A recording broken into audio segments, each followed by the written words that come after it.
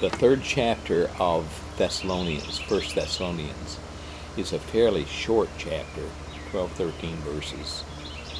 And so it would be a good time for us to do a little reviewing on the Thessalonian church, although I think we did some reviewing last week, so we might be doing some repetition here.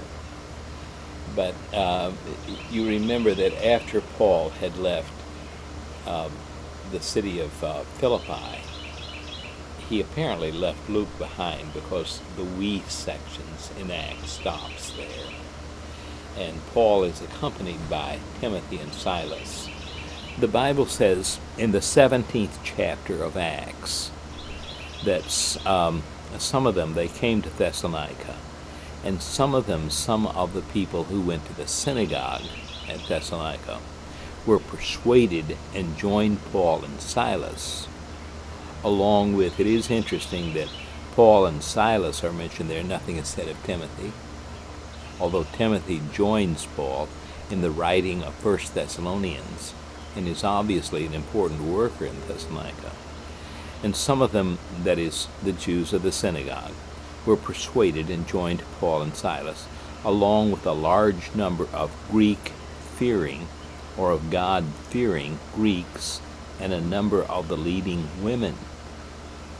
And so it is interesting to notice that there are two groups that are particularly mentioned. I've mentioned the Sabomenoi, pious Greeks who attended the synagogue, who were loosely attached to it, but never became full-fledged Jews. And you can see that they would have had a favoritism for Paul, that they would often, that from that number there would be fertile ground for the Apostle Paul to tell people of Jesus Christ. The cross Christ required in being a Christian none of the requirements of old-line Judaism, the observance of dietary laws and such as that, was ever required of Christian converts to Christianity, or Greek or Gentile converts to Christianity. And so many of the Greeks or of the Jews were persuaded, and along with them also a large number of the Sabomenoi, of the pious, loosely attached to the synagogue people. I don't know how else to say that. And then it mentions particularly some of the leading women. Now, the scholars discuss that, almost as bad as the rabbis did in discussing the Old Testament, but not quite as bad. But still, what is meant by the leading women? Well, I can only give you my opinion. I think that the leading women, that what Paul is saying, is that these were leading, upstanding women. It was not just the ordinary women of the streets, and there were many of them, of like that, prostitutes and such as that, that frequented the marketplaces of Thessalonica and other Greek cities. And so I think that all Acts is saying here is that these were fine, upstanding women that listened to Paul and were converted by him, who came to know Christ through Paul's preaching. It goes on to say that the Jews became jealous, and taking along some wicked men from the marketplace. Every city, every Greek-speaking city would have had what was called an agora, or an agora, some people say.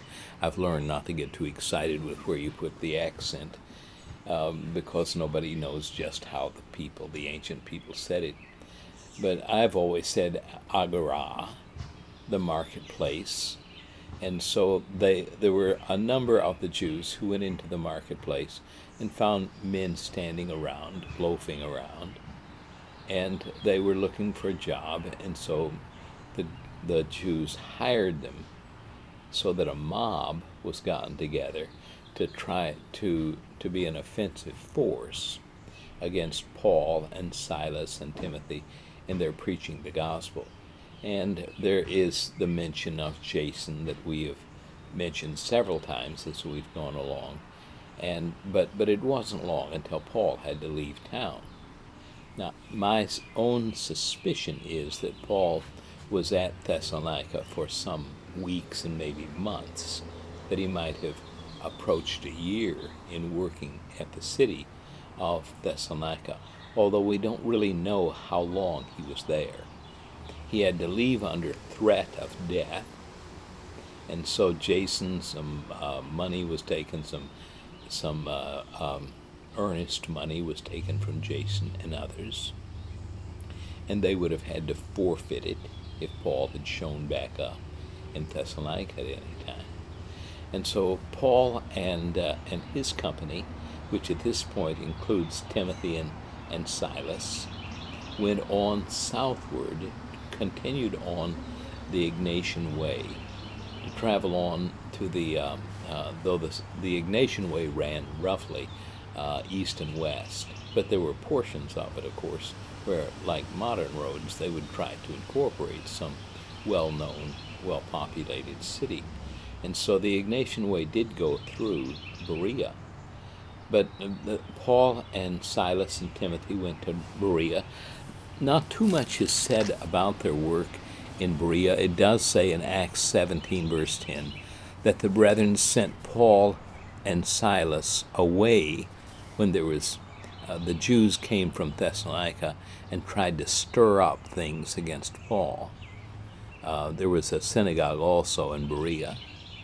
And so Paul and Silas and others were taken away by night to Berea. I'm just getting into Berea.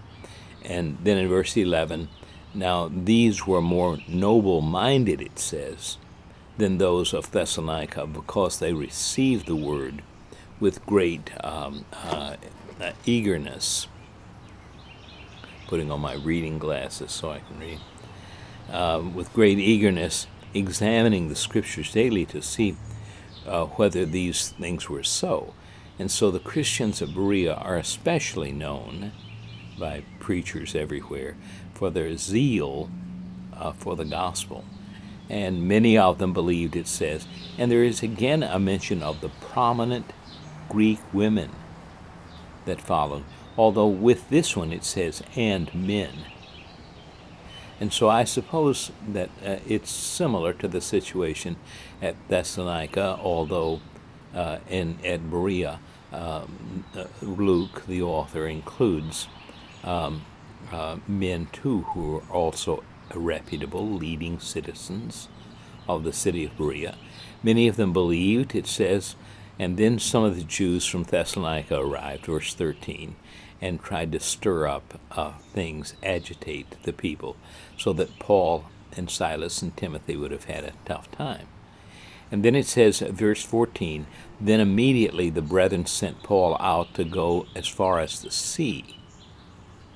Now I understand that, and many of the translations do, to say that he went by sea from that area, traveled along the coast of Greece, and came down to Piraeus, the port city of Athens, and then would have traveled.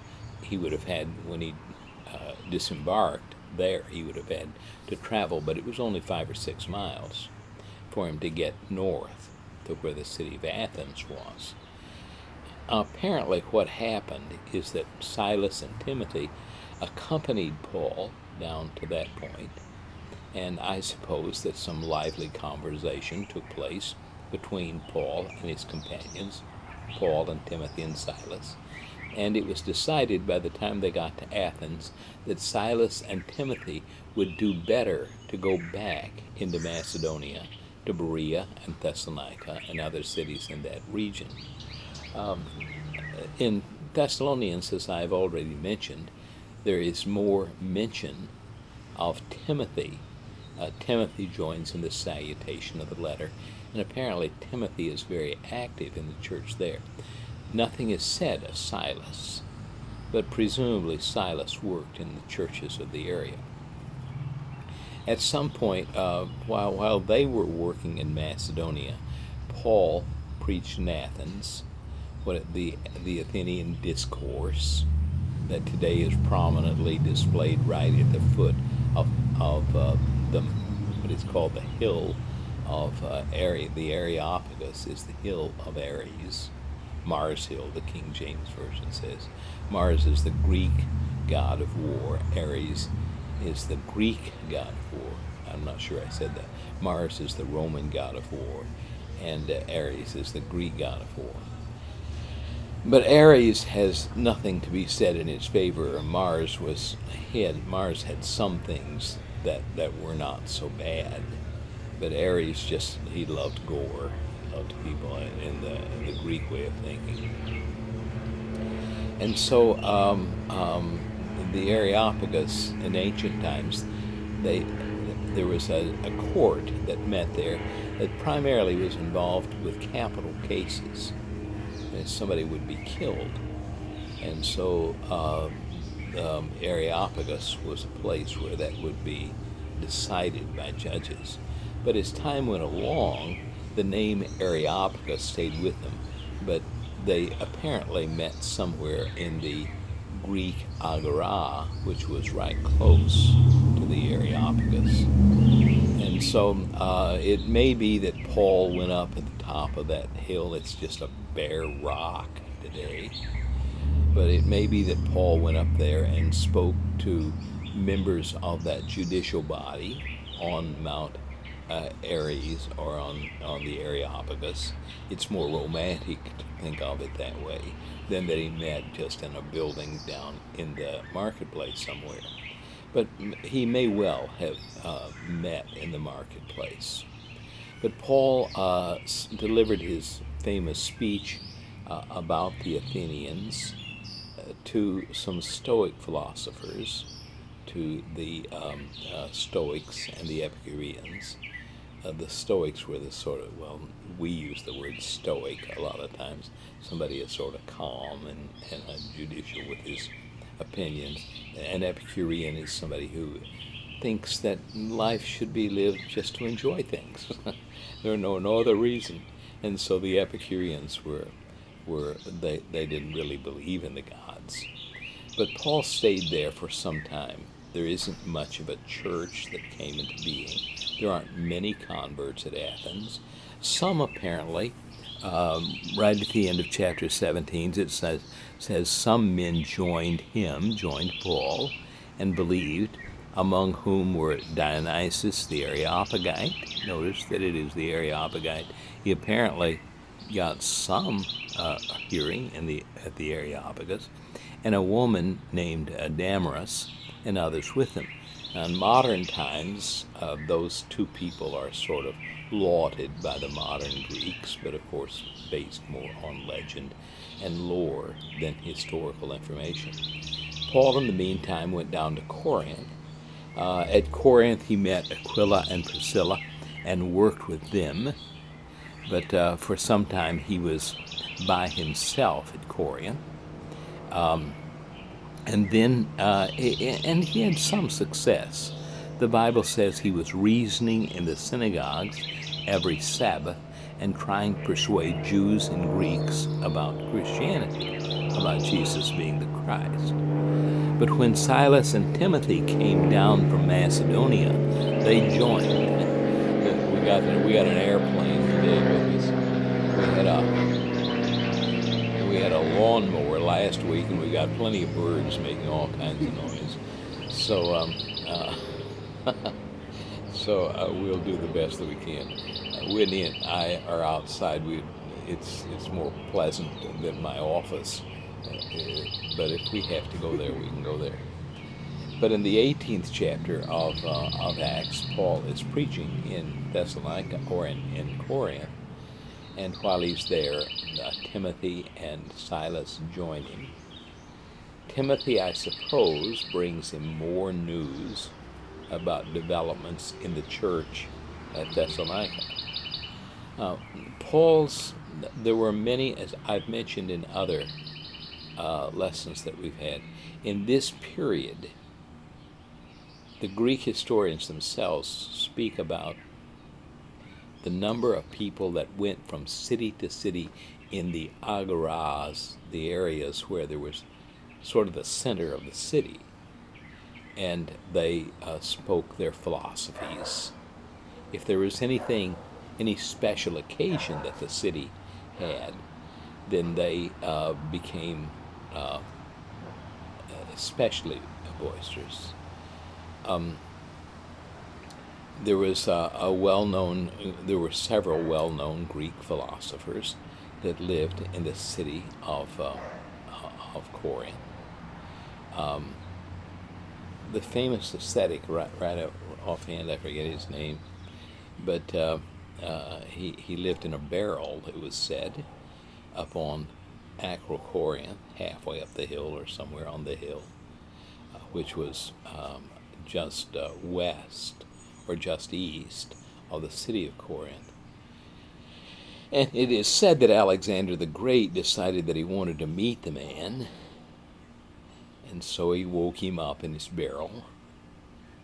And the man looked at Alexander and got out of his barrel and all, and he asked, and Alexander asked him if there was anything that he could do for him. And the man said, "Well, you could move a little to the right. You're blocking the sun." It was trying. This felt so good. But whether that's probably not a true story. But the city of Corinth was famous for things like that. Of course, he lived a couple of centuries before Paul. When Paul got to Corinth, it was like in Thessalonica.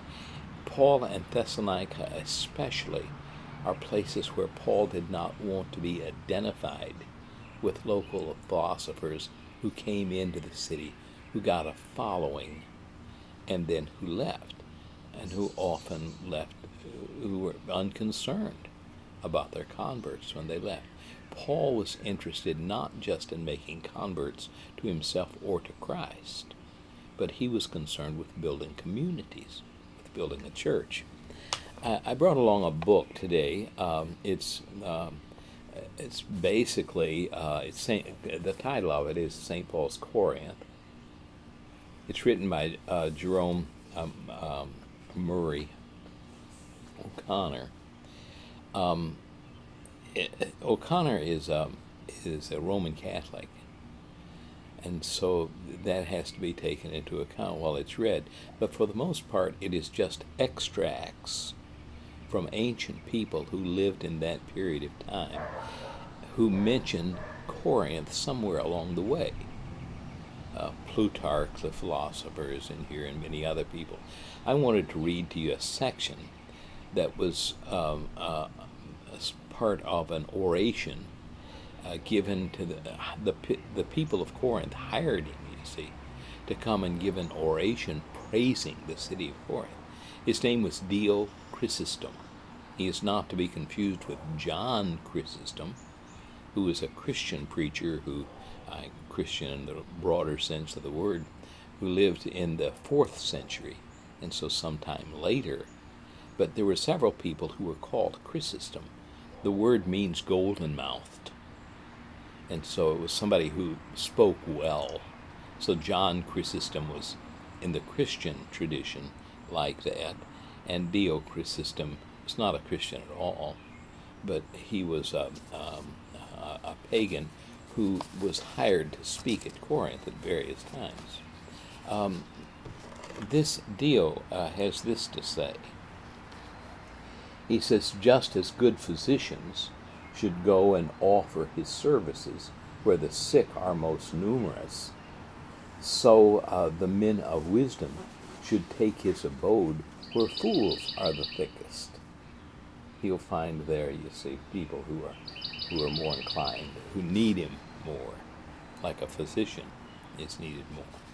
And then, so Dio goes on to say, there was a time, he's talking about when the Corinthians sponsored the Isthmian Games.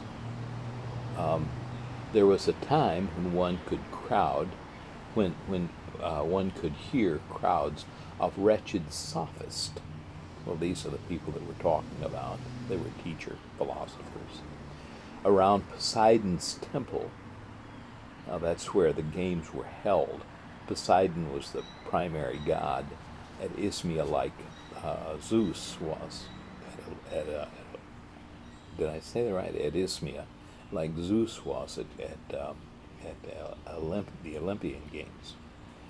So Dio says that you could hear crowds of wretched sophists around Poseidon's temple shouting and reviling one another and their disciples, as they were called, fighting with one another.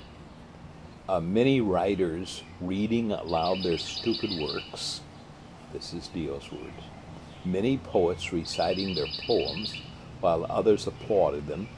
Jugglers showing their tricks. Many fortune tellers interpreting fortunes. Lawyers innumerably perverting judgment. And peddlers not a few, whatever they happen to have. Now that's what Dio has to say about what was taking place at the Isthmian Games. Now, Paul may have been, it says that Paul stayed 2 years at Corinth, and the Isthmian Games were held every other year, unlike the Olympian Games every 4 years, and even the Delphian Games, where Delphi was dedicated to Apollo, they were conducted every 4 years. But the Olympian Games were every other year. And so that means every 2 years. There are those, it says of Paul that he stayed at Corinth for 2 years. And so he may have stayed there specifically so that he could attend the Isthmian Games. And if so, he would have heard people like this. Well, he would have heard people like this, regardless of whether the games were in process or not. But Paul wanted, and in Thessalonians, that's very clear in 1 Thessalonians, that he wanted to be carefully separated from those kinds of philosophers. Paul was interested in their coming to know Jesus Christ, and he was interested in the community that he left behind and trying to encourage and instruct that community.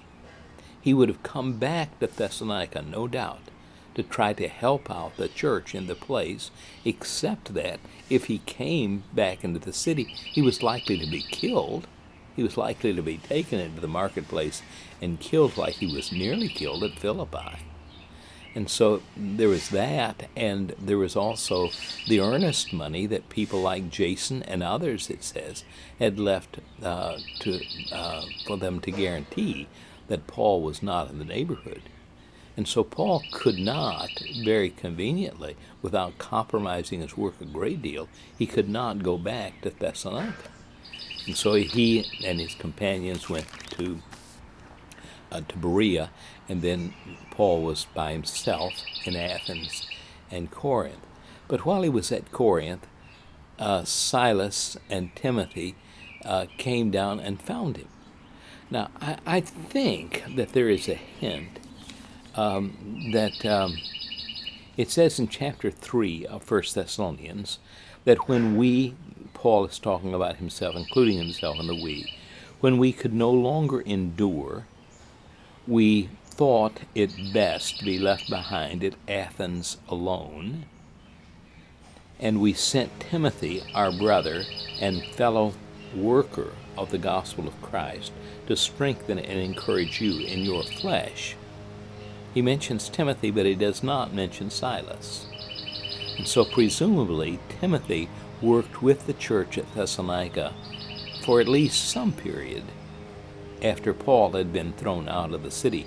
It wasn't as dangerous for Timothy and Silas. Presumably it wasn't as dangerous for them to come back in the city. People knew Paul. Paul was the chief spokesman. He was the leader of the group. But indeed, in chapter 4, when we were with you, we kept telling you in advance that we were going to suffer affliction, and so it has come to pass, as you know. Apparently, after Paul had left Thessalonica, the church had suffered at the hands of the Jews and the hands of others for a new religion in town.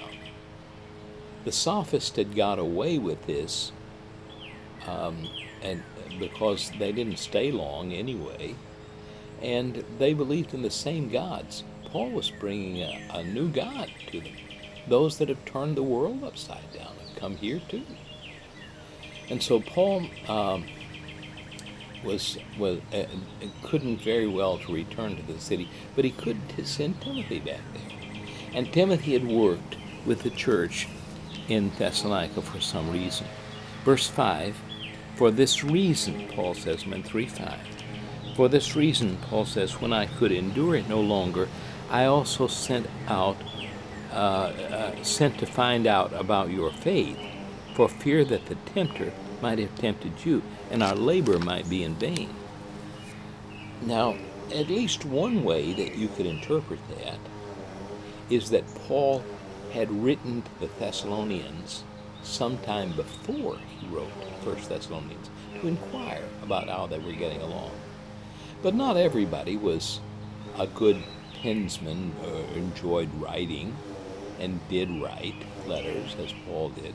And so presumably Timothy and Silas had not written back to Paul, had depended on their going to meet him at some time. And so they did not write back. He said, Paul. But I take it when Paul says, I could endure it no longer and I sent a letter to you, that he probably wrote another letter before 1 Thessalonians. When he learned from Timothy, particularly from Timothy, but from Timothy and Silas, the progress that the church had made and how the church felt toward him. You see, it was so important for Paul that people know him, that he had a close working relationship with the church. There was no way for the people who were converted to Christ to know how to live. There was no New Testament to give them. There was no way for them to know except by observing the example of Paul and others as they worked in the city. And so Paul wants to be very clear that while he is sent, one of his concerns had been that the church at Thessalonica continued to think highly of him. And he was aware that the church of Thessalonica was concerned about Paul. Here he was in Athens by himself, without any support at all. And so he could well have run into problems, like Jason ran into problems, or like he did with the jailer at Philippi. They were concerned about Paul. They knew that some of the Jews from Thessalonica had gone to Berea to try to find Paul and stir up agitation and troubles against him. And so Paul was concerned because they were concerned. So he wanted to write them and let them know that he was all right, that he had been doing well, that God had blessed him, that he had taught for some time at Athens, though he was left alone, that he was very lonely there. And so he had waited until he got to Corinth, and he had written them once while Timothy was still in the city, and then he had received Timothy and Silas back at Corinth, learned something about the church, learned something of their love for him. Verse 8, Paul says, and now we really live, if you stand in the Lord. For what thanks can we render to God for you in return for all the joy with which we rejoice before our God on your account? So we night and day, Paul says, kept praying most earnestly that we might see your face and may complete what is lacking in your faith. Paul says, if I haven't come back to you, it's not because I didn't want to. It's only because I felt like that it was too dangerous. But I pray for you, and I want you to know that I remember you constantly. As I've tried to say repeatedly, Paul was in the business of forming communities, not simply getting a following. But he left Thessalonica, and then in Corinth, when he was joined by Silas and Timothy, he wrote again, and that's our letter of First Thessalonians. But Paul has a couple of concerns. We'll talk about some of them next week, some of the other concerns. When he's writing First Thessalonians, the church at Thessalonica needed some immediate guidance, and Paul is ready to give it to them. Thank you for listening today. I've gone a little over, but I hope that the lesson has been profitable for you. Thank you.